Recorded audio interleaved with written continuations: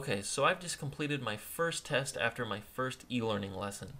As you can see, I've got a green check mark under status, and it says it's been completed with a passing score. So now the next thing to do for that same Preceptor course is complete the Preceptor activity and the discussion activity located directly below it. Now if I were to go ahead and click on these items, it's just going to bring up a page where there's nothing that I can do. Same thing with the discussion activity. There's nothing there. It just gives you basically what you need to do, but there's no instructions. So I'm going to close out of that. I'm going to go back to that first e-learning course.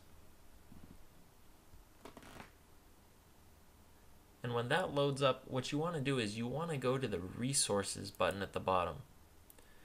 Now you'll notice here resource number 2 is the Preceptor activity. So I'm going to go ahead and click that.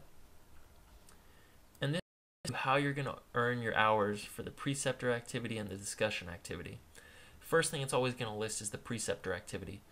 Now it gives you the objectives and the instructions, and it may have you answer some questions, look a couple things up. You're going to go ahead and complete that, type out your answers, and then you're going to go down to the discussion activity, which pretty much is just answering more discussion questions.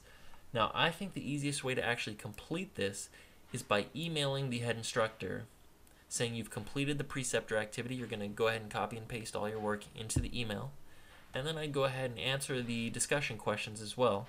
That way they can respond, you can have your discussion, you'll have that all completed.